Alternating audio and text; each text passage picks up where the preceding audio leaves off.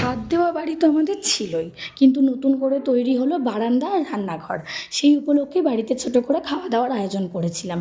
সবার প্রথমে চিকেনটাকে ম্যারিনেট করে নিলাম নুন, লঙ্কা গুঁড়ো, হলুদ দিয়ে, তার সাথে বাটা মশলা, পেঁয়াজ ভেজে বেরেস্তা করে নিলাম, আর একই তেলে আলুগুলোকে ভালো করে ভেজে নিলাম নুন হলুদ মাখিয়ে।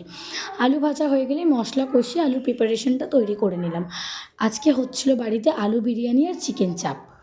আমার মা যেহেতু চিকেন খায় না, তাই আমরা চিকেনটা আলাদাভাবে তৈরি করেছিলাম। আলু বিরিয়ানির আলুর প্রিপারেশনটা তৈরি হয়ে গেলে করে নিলাম চিকেনের প্রিপারেশন। ম্যারিনেট করা চিকেনটা একটু বেশি করে তেল দিয়ে তার মধ্যে লঙ্কার গুঁড়ো, কাশ্মীরি লঙ্কার গুঁড়ো দিয়ে বসিয়ে নিলাম। তারপরে ব্যাস একটুখানি চিকেনটা সেদ্ধ হয়ে গেলে মিঠা আতর, গোলাপ জল, কেওড়া জল দিয়ে নামিয়ে নিলাম আমাদের চিকেন চাপ। তারপরে বিরিয়ানিটা লেয়ারিং করে নিলাম আমি আর বাপি দুজনে মিলে। এই তো তৈরি হয়ে গেল আমাদের দুপুরের লাঞ্চ। লাঞ্চে ছিল আলু বিরিয়ানি, স্যালাড, চিকেন চাপ আর খেজুর আমসত্ত্ব দিয়ে চাটনি, আর তার সাথে পাঁপড় ভাজা। দারুণ আনন্দ করে দুপুরের খাওয়া দাওয়া করলাম।